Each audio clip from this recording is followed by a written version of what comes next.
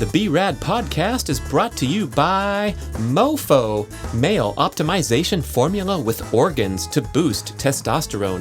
B.rad's macadamia masterpiece, mind-blowing nut butter blend. Chili Pad, temperature-controlled mattress systems. Inside Tracker, blood, DNA, and fitness tracking data all in one. And New Optimal, 3 nootropic supplements designed to improve focus, memory, and drive. And check out the bradkearns.com shop page, my personal selection of favorite products with great discounts for health, fitness, and peak performance. Of course, I'm not in the sauna for an hour and a half until I'm dying, nor am I in the cold tub for 20 minutes to where I would probably die or have to get rushed to the hospital. So the trick here is to optimize the duration of your stay in the sauna. One problem with free testosterone is it's such a small percentage of total. It's something like 2 or 3% of the total. It's measured in something called pictograms, which is infinitesimally small. It's a trillionth of a gram or something like that, a billionth of a gram. And so the values can be misleading because it's so tiny and nuanced. But now it's time to unwind. You want to start recovering from the workout. You want to start getting back to homeostasis and feeling natural, normal, chill. Okay, welcome to part 2 about how to correct adverse lifestyle practices and disease risk factors. In part 1, I discussed how this show was partly inspired by a friend of mine who, seemingly healthy and athletic, had a big, alarming visit to the body scan showing that he had some blockages, had to go get a stent procedure, and boy, we do not like those unpleasant surprises. So the idea here that I covered in detail in the first show was that you want to go get regular blood work. You want to go beyond the perfunctory annual exam where they go through the basic blood counts and your doctor looks at it once a year. Some of the numbers that we think are normal, we definitely want to rethink that and aspire to optimal and recalibrate and look at things like triglycerides to HDL as the premier way to track your cardiovascular health and heart disease risk rather than some of the conventional notions. We talked a lot about monitoring glucose and considering the wonderful technology that's available with the continuous glucose monitor. And then I went over some specific blood values like the HbA1c, the inflammatory markers, fasting insulin, talked a bit about vitamin D. And now we're going to pick up with a few more blood tests before we go into different categories of looking at your lifestyle and disease risk factors. So I talked a lot about testosterone in the first show, and we want to probably, if you're seemingly healthy and athletic and not terribly concerned about disease risk factors, track testosterone frequently because it definitely has a lot of variability based on your recent lifestyle practices. And I've seen mine vary by a few hundred in a matter of the previous month, the next month. And a lot of this I attribute to the stress level of my training program, and I can easily overdo it at times, and that will be revealed in a lower than historical norm for testosterone. So, as I said before, I'm in that lab frequently because I want to optimize and track it a lot so that I have a nice database to reflect upon to see how maybe even other things like seasonal variability, things that affect that preeminent male hormone that has so many wide-ranging effects on the body. Ashley Merriman calls it the social status hormone. It affects your focusing, your motivation, your recovery, your athletic performance, obviously, and we want to strive to land in the exceptional category rather than the normal range. Experts like Chris Kelly at Nourish, Balance, Thrive, and Dr. Tommy Wood, who I've had on the show several times, the normal range for males is typically listed as 200 to 1,000. And these guys want to see you definitely over 500, even if you're up in the higher age groups like myself in my 50s. I don't want to concede anything here just yet. So I want to look to land at the very highest levels. And I talked about this on a previous show where I delivered a grade test. The highest I've seen in recent years was 1,006. And so if you look on the charts, that is beyond the 95th percentile, even for males in the 20 to 29. That would be the highest, the peak decade for male hormone status. So as I was patting myself on the back that I was in the 95th percentile, even for young guys, not to mention in the 50 to 59 category. Of course, I'm off the charts, but it's like, wait a second, our 20 to 29-year-olds and our 30 to 39-year-olds today are so unhealthy. They're sitting in front of digital screens, eating crappy food. So of course, I want to be in the exceptional category. And so I am now going to redefine exceptional as my normal Brad Kearns goal and accept nothing less. Because again, it's like, it's like going back to 8th grade and acing the science test. So what? You work as a scientist for the government laboratory. Of course, you're going to go ace a test. You get what I'm saying here? So while patting yourself on the back, that is nice. But, let's keep things in perspective. And especially for us listening to the show here, our little wonderful community of health enthusiasts, let's go for off the charts fantastic rather than normal.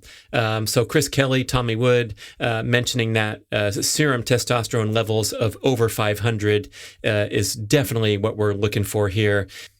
The higher, the better, of course, but there's a lot of nuances here to understand. Dr. Sean Baker had some interesting articles on his website about this, where he said if you have greater androgen receptor density, then you can thrive on a lower level of total testosterone. So androgen receptors are the things in our cells that will take in the sex hormones that are floating around.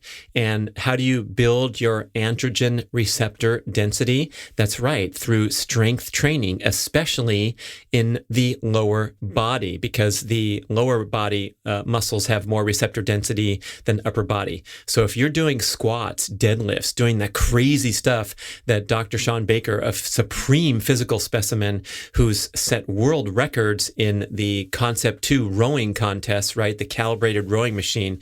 He's the world record holder at 500 meters in the 50 plus category. So extreme physical specimen, walking his talk, definitely has that legitimacy that whatever's going on is working for him. But he shared his blood tests on the internet, got a lot of back and forth discussion about it because his serum testosterone levels were pretty low. I think he was showing that he was in the 200s or the 300s, which would be considered suboptimal. But obviously, everything's working fine for him.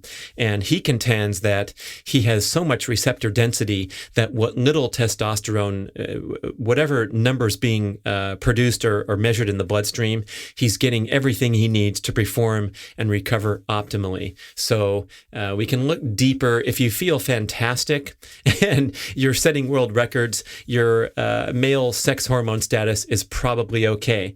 It's also interesting to discuss this in light of the possible misinterpretation of the importance of free testosterone. So a lot of times you'll read at a glance that there's total testosterone, that's the total amount in your bloodstream, and then the free testosterone is the amount that is free flowing and able to work on the target organs and work its magic. And the other testosterone that's not free is called bound. It's bound by sex hormone binding globulin or albumin. So these are agents that carry the testosterone throughout the bloodstream.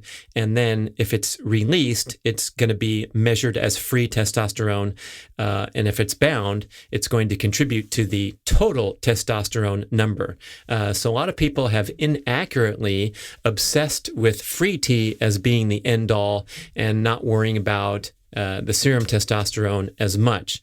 Unfortunately, that is sort of an oversimplification of what's going on in the blood. One problem with free testosterone is it's such a small percentage of total. It's something like 2 or 3% of the total. It's measured in something called pictograms, which is infinitesimally small. It's a trillionth of a gram or something like that, a billionth of a gram. And so the values can be misleading because it's so tiny and nuanced, whereby if you're tracking your serum testosterone or your total testosterone, aka total testosterone, over time, you're getting a good perspective of how well your testes are manufacturing testosterone internally.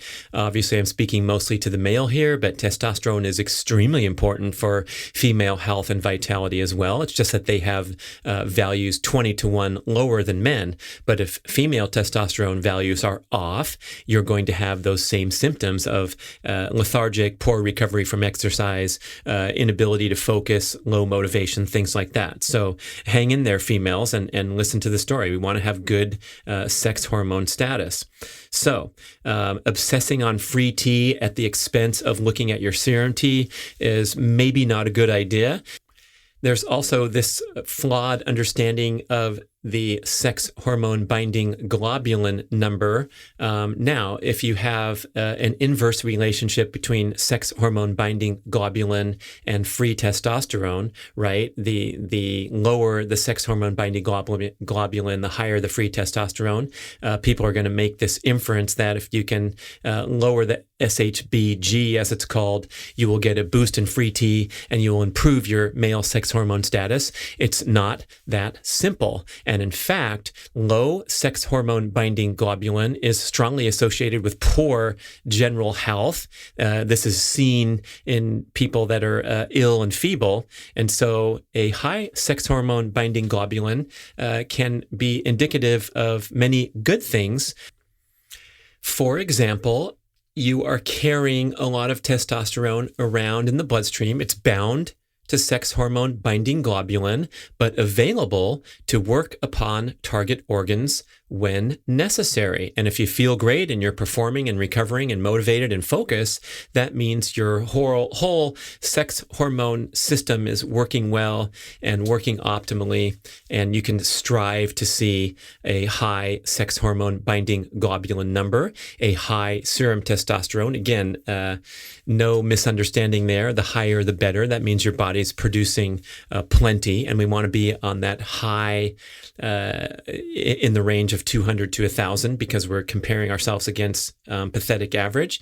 And then a reasonable free testosterone, or not paying too much attention as it bounces all over the place. Maybe I'm giving this story in a manner that's assuaging my own results over the years, because what I've seen is a consistently high serum testosterone, indicating that I'm living a healthy lifestyle, right? All the way up to 1,006 at my best, but interestingly, dipping down into the 500s and 600s at times, whereby the next result, I'll go in a month later and see 862, and then I'll go down to 651, and then I'll go up to the 900s. And so I'm nice above that 500 range, but the variation is really interesting, and that's why you want to test frequently.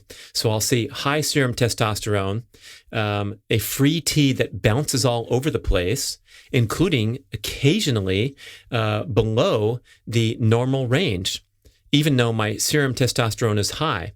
And then I will see consistently very elevated sex hormone binding globulin, which concerned me until I did further research, and realizing or reflecting that normal range is probably indicative of a lousy average comparative person. So with high sex hormone binding globulin and high serum testosterone, I'm occasionally or frequently going to see free testosterone levels that are in the low range, below the low range, and then on other occasions in the high range of normal.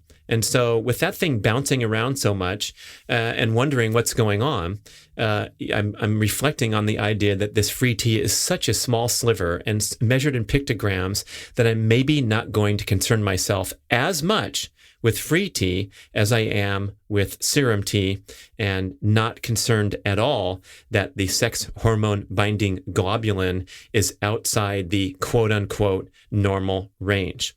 Okay, a few other tidbits, things to test that might be important, especially if you're feeling crappy. So and let's transition into figuring things out. Let's say that your blood work is normal. The doctor gives you a clean bill of health and you're not feeling great. You're not recovering great.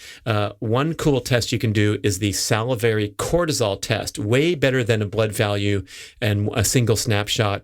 The salivary cortisol test, you will spit into a vial and you'll do it several times a day because cortisol has a significant variation over the course of the day. It is supposed to peak in the morning in conjunction with getting up so you can get energy and motivation. Remember, cortisol is the prominent stress hormone that we often talk about in a negative context. And when we talk about cortisol in a negative context, it's because we chronically overproduce the stress hormone in hectic high stress daily life. But what you want every day is a desirable spike in cortisol upon awakening. So this will do things like elevate your respiration, heart rate, blood pressure. It'll dump glucose into your bloodstream. It'll give you energy, alertness, vitality, focus, things that are associated with the fight or flight response. What we don't want is to spike cortisol every time we have a contentious conversation throughout the day at our busy, stressful workplace, right? So what we see in a healthy specimen would be this significant spike in cortisol upon awakening, and then a nice, steady, and gradual decline over the course of the day to a low at nighttime, such that you are going to want to transition gracefully into a nice good night's sleep after a nice, calm, dark, mellow evening. Now, what do we do instead? We screw this up by spiking cortisol after dark, which is part of the mix-up and the dysfunction in our hormones from the excess artificial light and digital stimulation after dark. We suppress melatonin. That's the hormone that induces sleepiness and causes us to want to have a nice, graceful transition into a good night's sleep. So the artificial light and the digital stimulation, things that are evoking the fight or flight response, such as intense programming on the television or playing video games or engaging with your email inbox, things that kind of give you a sense of alertness and a little bit of an edge. These are going to spike cortisol at night, suppress melatonin, and throw off your circadian rhythm. So that's definitely want to guard against that cortisol spike at night. Because guess what? When cortisol spikes, it's also associated with an increased craving for quick energy carbohydrates. Because if you're alert and energized due to your email inbox or watching the latest James Bond movie, you are going to want to go get a snack to keep your energy high, even as your body is confusingly thinking it's time to go to sleep. Okay, so we override that with the screen light, the stimulation, and with throwing down quick energy into the bloodstream. And so to unwind that, testing that salivary cortisol, and if you notice spikes in the evening, hey, let's take a look at your evening screen habits and try to get that in a nice curve drifting downward so you'll have nice, calm, relaxing evening.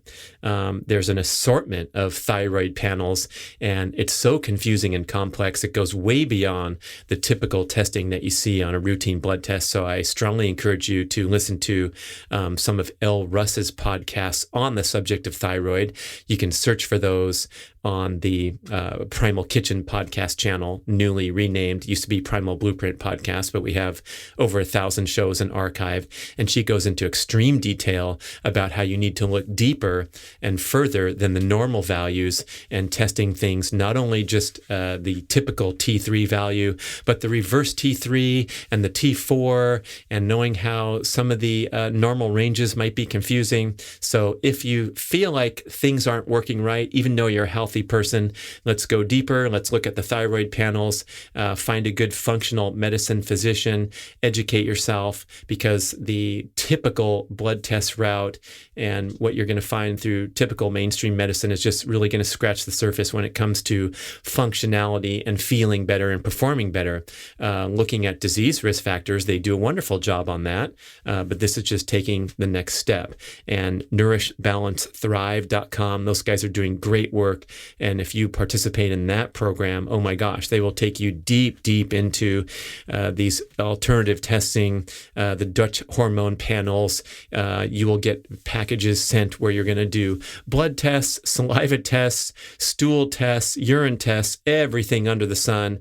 And I learned so much from my experience with those guys, including some alarming, disturbing things going on in my blood that I had no idea, such as the presence of toxic plastic byproducts in my healthy bloodstream and toxic petroleum byproducts in the bloodstream. So digging deeper and further into that, there were some possible attributes that I was able to correct, hopefully, and carry on.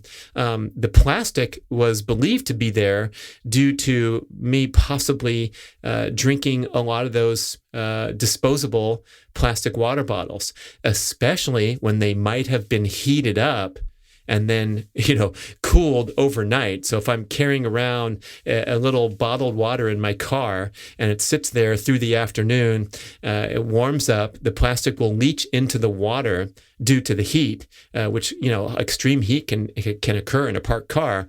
And then the next morning, the water's fine. It's cool. I'm going to drink it, but I'm drinking some plastic byproducts and ingesting that. Bad deal. The petroleum was speculated that maybe it was caused by me growing up in suburban Los Angeles back in the 70s and 80s when the air quality was horrific and we had over 100 days on average of what would be considered today to be a smog alert, where the PSI index is over 100. It was routinely over 100 all summer long back in the day. Today, it's a rare occurrence. There might be 1 or 2 or 3 days a year when you're finding this PSI so high that it's recommended not to exercise outdoors, unless there's the widespread fires like we had in Lake Tahoe this summer, where the PSI was 200, 300, 400, 600 when the fires were burning nearby. And so we still are exposed to pollution, but it's not that automobile-induced pollution that we had in the 70s and 80s before we cleaned up the emission standards and the catalytic converters. So yeah, breathing that bad air, possibly creating lifelong problems here. So that's when they really got me interested in doing the Detox Protocol, which is to go into a hot sauna.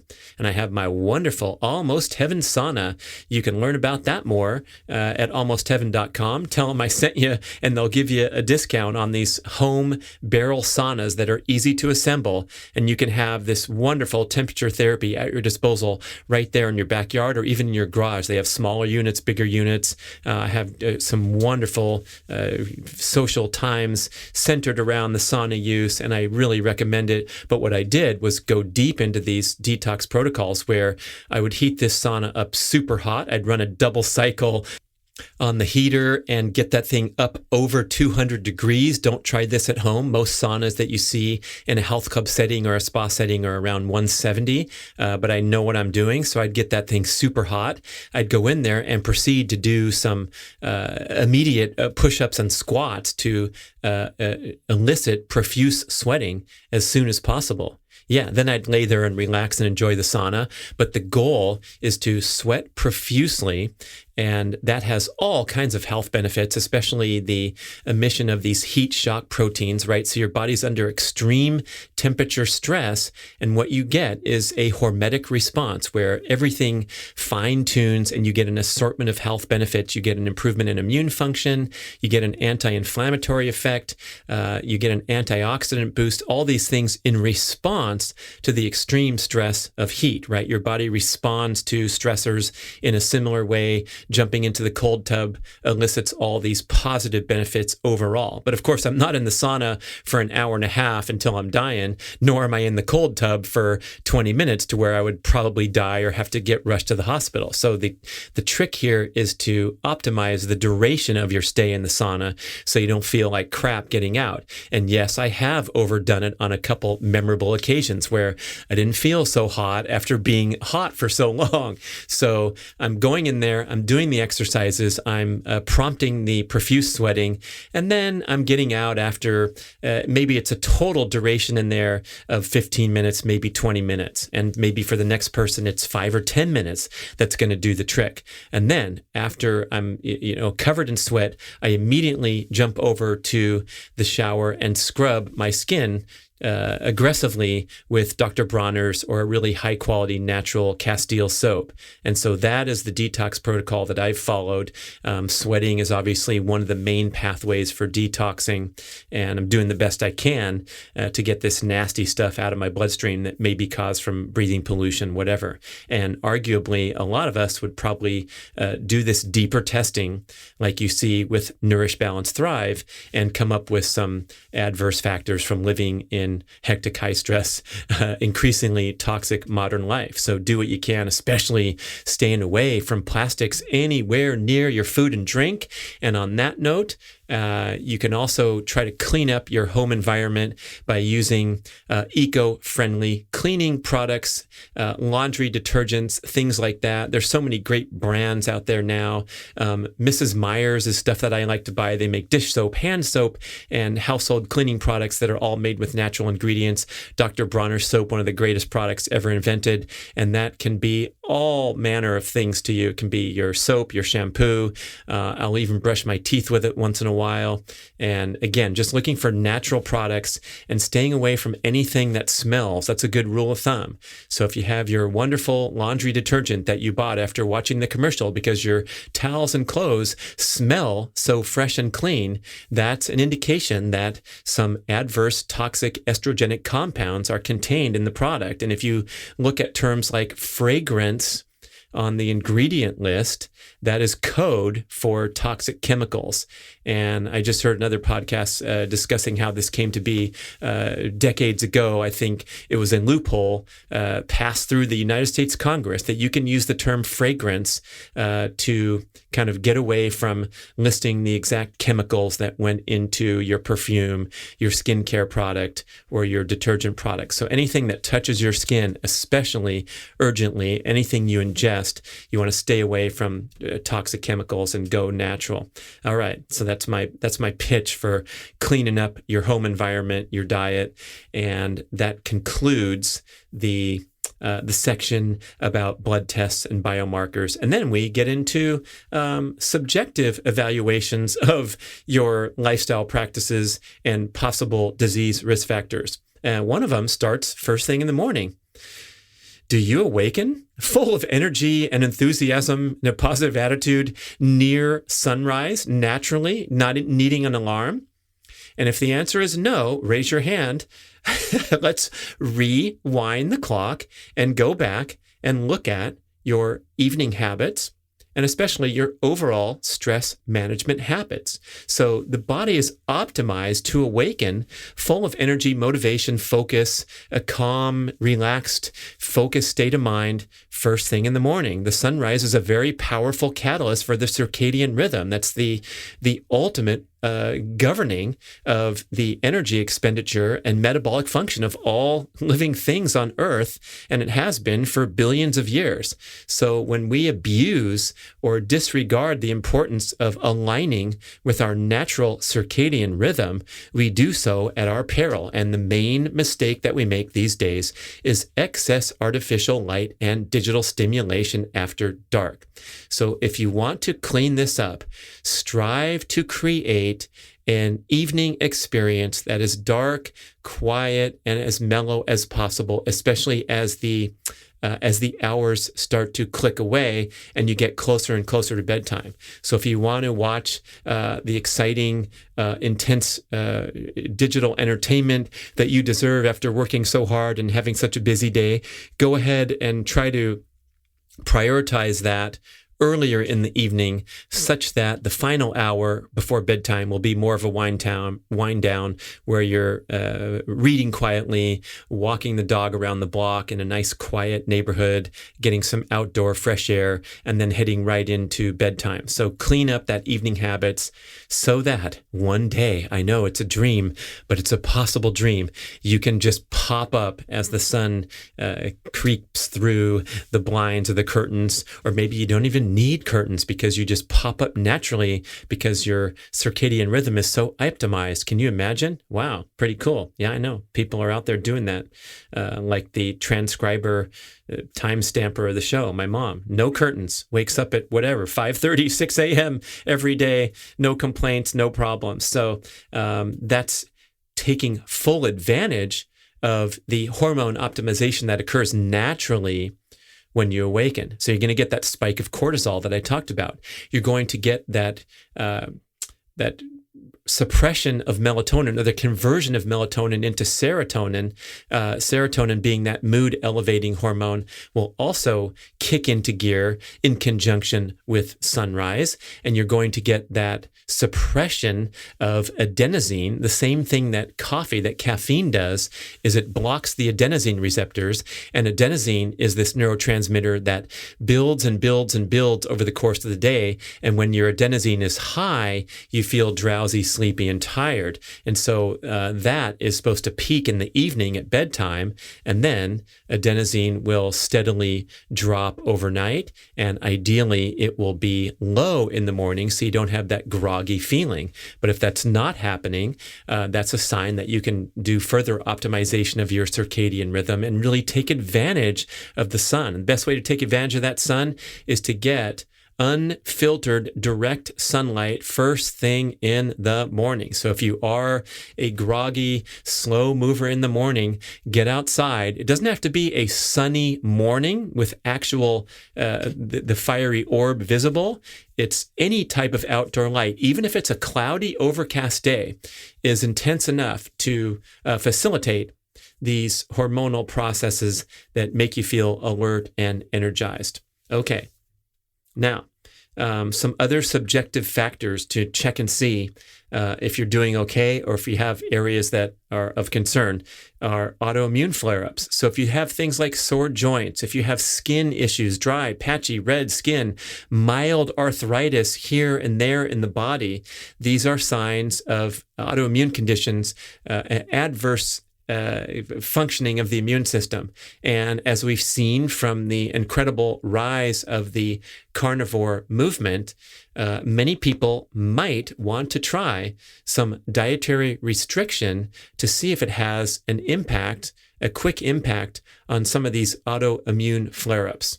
Anything skin conditioning, anything in the digestive system, signs of dysfunction, gas, bloating, digestive problems, pain after meals, difficulty or imperfect elimination habits, all these things can be perhaps addressed and perhaps dramatically improved in a very short period of time if you engage in dietary restriction. And it seems to be, from many experts contending, that the easiest and most thorough and easily sustainable way to engage in a dietary restriction pattern would be to try this carnivore style eating pattern for 30 days. And so you can consume these rich, satisfying, nutritious foods from the animal food family, which are extremely minimal in allergenic compounds. And so you're eating well, you're enjoying your omelet in the morning, you're enjoying your steak in the evening, but you're putting aside these plant foods that are widely regarded as healthy, but could be your ability to regulate inflammation, and your immune function could be prompting an autoimmune response. Autoimmune relates to the body attacking itself. An adverse reaction of the immune system, such as a sneeze, is an autoimmune reaction. It's your body reacting to the allergens by sneezing. All kinds of other examples of autoimmunity. A lot of them involve the skin. the biggest organ on the body. So if you have skin conditions, let's take a look at diet. Let's do some testing. And what do you have to lose? A 30-day carnivore experiment.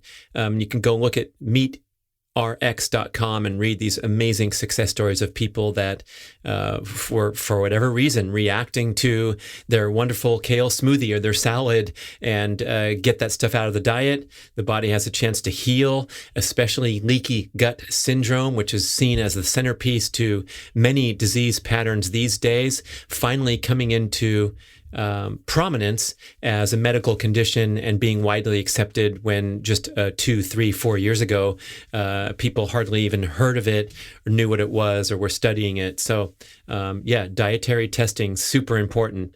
And let's go to the next subjective factor would be, let's call it stress reactions or mannerisms, things like chewing your nails, pulling your hair out, grinding your teeth at night. This is a sign of sympathetic overdominance, the grinding your teeth. So it's kind of a stress response gone wild, fight or flight response gone overboard. I know numerous high-level athletes that complain of grinding their teeth at night or have suffered from this, and that's from training hard all day long and doing so many gnarly kick-ass workouts, and then when it's time to just unplug and turn off, we don't unplug or power down as well as a device. We have a hard time managing that autonomic nervous system and get stuck in sympathetic dominance as evidenced by these mannerisms and stress reactions. So if these things are happening, let's try to make a better effort at stimulating parasympathetic function, things like meditation, unwinding with strolls around the neighborhood without a device in your hand, doing the positional parasympathetic breathing that was discussed in my show with Dr. Janine Krause. I love doing that after my sprint workouts. And really quickly, you'll hear more about it if you listen to her show. You went out there, you did a fantastic workout. Could be a sprint workout, could be something at the gym, your boot camp class, whatever. You're pumped up, you're feeling energized. You get home, you start vacuuming, you start cleaning the kitchen because, again, the fight or flight hormones are awash in your bloodstream. You're bathed in stress hormones, so you feel alert, energized, focused, all these great things that were prompted by the workout stimulus. But now it's time to unwind. You want to start recovering from the workout. You want to start getting back to homeostasis and feeling natural, normal, chill, rather than jacked up on this artificial energy high. Well, it's not artificial. It's actual chemical that your bodies are making. But I want to begin the recovery process and recalibrate my body back to homeostasis as quickly as possible. So the protocol is you go into a quiet place, you elevate your legs, rest them on a chair, on the couch, edge of the couch, whatever, and you start to engage in 5 to 10 minutes of nasal diaphragmatic breathing, right? Because when we breathe through our nose only and use the full potential of the diaphragm to take these deep breaths, and we're thinking about breathing only, we're just laying there relaxing. You don't have to fall asleep, although sometimes I get close to falling asleep. It works so effectively for me. But if you take 5 to 10 minutes to just chill, especially after that intense workout when you're jacked up, you can stimulate parasympathetic function and start kick-starting the recovery process immediately. Another known great way to prompt parasympathetic function is foam rolling. How fun is that? So if you come back from a workout and you do 5 to 10 minutes of rolling, not only is it good for your muscles, it will kind of chill you out and calm you down. The mechanism is believed that the mild pain, the good hurt that occurs when you're rolling through your calf muscles and it's a little sensitive, but you're still rolling through it and you're kind of working through those trigger points, the mild pain releases an endorphin. You get an endorphin response, so you have these pain-killing chemicals that make you feel relaxed and chill. And then, of course, in the ensuing 30 minutes, the next hour after the foam rolling session, that's when the real magic comes, that you continue to recalibrate back toward homeostasis from the stimulus of the foam rolling. Okay, so we're just going to try to unwind after workouts. Okay, How about persistent nasal congestion? This can be due to food or environmental allergies. So it's triggered by inflammation. We want to make sure that our nasal passageways are clear so that we can breathe through our nose only at all times for the rest of our life. The takeaway message from Patrick McKeown's book, The Oxygen Advantage, also James Nestor's best-selling book, Breath. And boy, if there's something wrong with the nose, that is going to push us over into sympathetic dominance, mouth breathing. Remember, the shallow panting breath taken through the mouth, not using the full potential of your lungs. The best oxygen exchange comes using the lower lobes of the lungs, where the oxygen-rich lower lobes, thanks to gravity, right? The bottom of the lungs are going to work better than the top. And so if your nose ain't working right and it's frequently congested, we got to do something about that. I would go to food first with a dietary exclusion experiment. And again, looking at your also stress management and things that can chill you out more than have you feel highly stressed and hectic all day long. But yeah, we want to make sure the nasal passageways are working great. Listen to my whole show summarizing some of the latest, greatest research about nasal diaphragmatic breathing and how important it is to breathe through the nose, to filter and warm the air that you're breathing, and also to put nitric oxide into the picture. That's the critically important agent that works on all the cells throughout the body, especially in the cardiovascular system. It makes your arteries more supple and functional. So when we breathe through the nose, the nasal passageways help create and deliver nitric oxide into the air that we're breathing so it can be better utilized throughout the body. Persistent nasal congestion, a bad deal. Okay, then we go down the list of subjective factors to overtraining. I know this is a very common problem among the most enthused and most devoted health and fitness enthusiasts, is overdoing it, too much of the good stuff.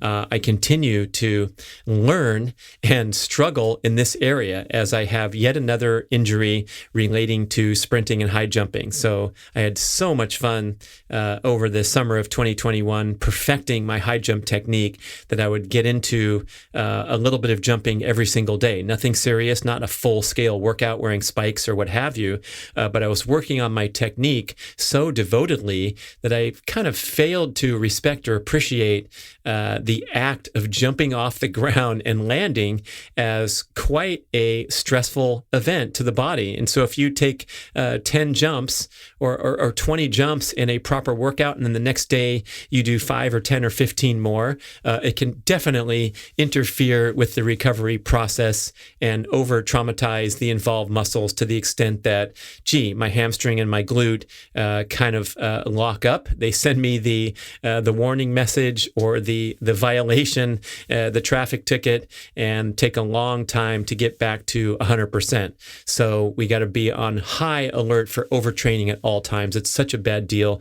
It takes all that hard work you've done and pushes it over into across the borderline and into unhealthy. So if you are, for example, lacking energy during a routine day, and you're still going to the gym and working out at night, or you do your workout at 5:30 a.m. because you get pumped up and you're excited and you're motivated and you don't want to miss anything, and then you kind of pay the price later in the day, I think that poor energy management at rest or in daily life is indicative of early overtraining. So yes, you can still get jacked up and do a good workout, but it's not contributing to a generally more alert and energetic day. That's when we got to take a look at things and maybe tone some things down. Obviously, if you're performing poorly or some of your performance markers are suboptimal, that's an indication that you're overdoing it. Persistent soreness in joints and muscles, any disturbances in mood or immune function or digestive function, especially. A lot of times we especially notice this on the triathlon circuit, everyone who was training at such a high level, we'd often complain of digestive irregularities to the extent that we contended that the digestive system is the most sensitive and the first thing to go when things are going overboard a little bit. You've been traveling too much, you've been racing too much, whatever. I think part of that is now being understood as leaky gut syndrome, because when you're out there training hard and your body temperature is elevated, so not in swimming, that's what's good about swimming, and you can handle more stress in swimming. Because the workout's not elevating your body temperature. But when you're out there doing long runs or 5-hour bike rides in the heat, your gut is becoming permeable as a response to the training stimulus, right? You're trying to cool body temperature. And so you're basically inducing leaky gut through your extreme workouts that keep your body temperature elevated for a prolonged period of time. And that is a tough one on general digestive health. And so if things are going a little too hard, a little too extreme, you're going to feel it with immediate symptoms of poor digestive function, poor elimination, things like that.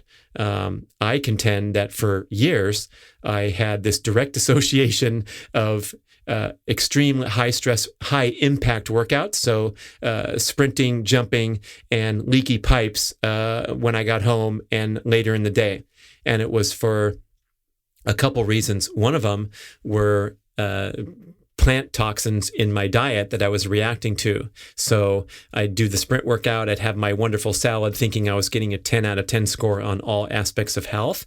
But if these reactive foods were in my diet, that was contributing to the leaky gut and to the elimination problems, as well as training patterns that were overly stressful. So those have virtually disappeared upon correcting my diet, making an effort to consume things like bone broth, which have a wonderful healing effect on the gut, and staying away from, let's say, for example, extreme doses of plant foods, leafy greens and things that I used to stir fry and have large quantities every single day in the name of health, especially raw stuff such as my super duper green smoothie that I used to make with big piles of kale and celery and beets and carrots, everything raw, stuffed into the blender and blended up into this green machine that I thought was, the ultimate expression of health, but in fact is very, very difficult to digest for many people,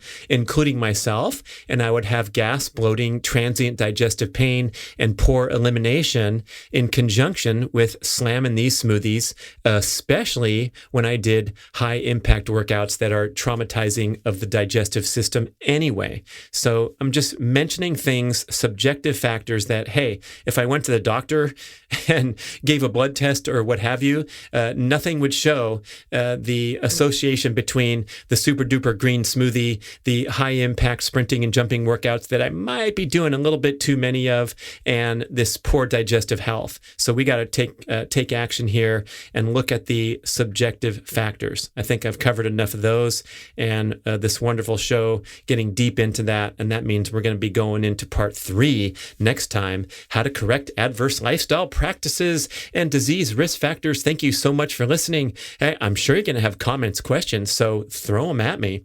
And we'll do a whole show in response to see how things are working for you, or especially if things have worked, or you have questions, comments, concerns, objections, whatever. We love your feedback. We're making this a group effort at podcast@bradventures.com.